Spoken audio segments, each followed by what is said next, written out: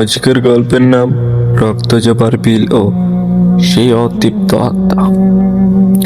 গল্পটা এখনই শুরু করছি। গ্রামের একদম শেষ সীমানায় যে বিশাল বিলটা আছে তার নাম রক্তজবা।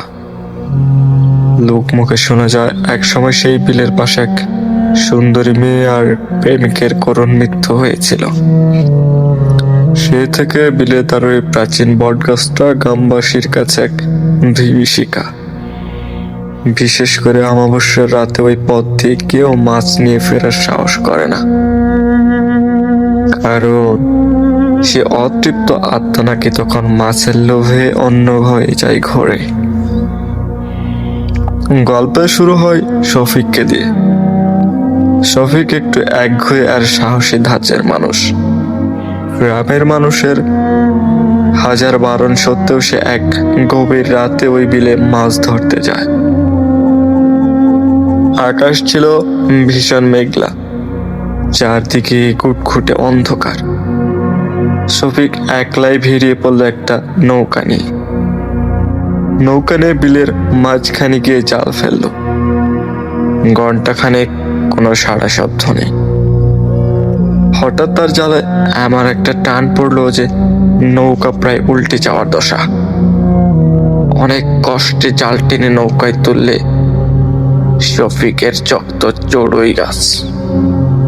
জালে ধরা পড়েছে এক আতিকায় বোয়াল মাছ, কিন্তু মাছটার গায়ের রং হালকাতার মতো কালো আর তার চোখগুলো টকটকে লাল। এত বড় মাছ সে আগে জীবনেও দেখেনি। মাছটা নৌকার তোলার পর থেকে অদ্ভুত সব কাণ্ড শুরু হলো। জ্যান্ত মাছটা নৌকার কাঠের উপর আছড়া পাছড়ি খাচ্ছে না, বরং সে স্থির হয়ে মানুষের মতো এক দৃষ্টিতে শফিকের দিকে তাকিয়ে আছে। শফিক কিছুটা অস্বস্তি বোধ করলেও লোভ সামলাতে পারল না। সে তড়িঘড়ি করে নৌকায় নিয়ে ভিড়িয়ে রওনা করলো বাড়ির পথে। যেতেই সেই কুখ্যাত বিশাল বটগাছে পৌঁছানোর আগেই চারদিকে পরিবেশ যেন কেমন ভারী হয়ে উঠল। ঝিঝি পোকার ডাক হঠাৎ থেমে গেল, আর চারদিক থেকে ছড়িয়ে পড়লো পচা লাশের এক আটশে গন্ধ। শফিক খেয়াল করলো তার পেছনে কেউ একজন হাঁটছে। সে দাঁড়ানো পায়ের শব্দে থেমে যায়, আবার হাঁটলে শোনা যায় যেন কেউ ভিজে পায়ে তার পিছু পিছু আসছে। সাহস সঞ্চয় করে শফিক পিছে টর্চ মারল, কিন্তু কেউ নেই। শুধু দেখতে পেল রাস্তায় ভিজা তুলোয় ভেজা পায়ের ছাপ, যা ঠিক তার পেছনে সে থেমে গেছে। ভয়ে শফিকের গায়ে লোম দাঁড়িয়ে গেল। সে হাঁটার গতি বাড়িয়ে দিল দ্বিগুণ। ঠিক তখন ওই বট গাছের উপর একটা হিমল দীর্ঘ শ্বাসের তার গায়ে পড়ল। এক অমানসিক নারীর কণ্ঠে ফিস ফিস করে বলল,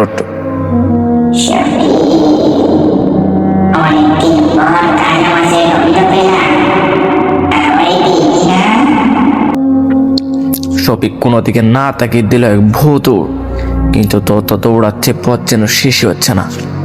সে একই বট গাছের বারবার ফিরে আসছে।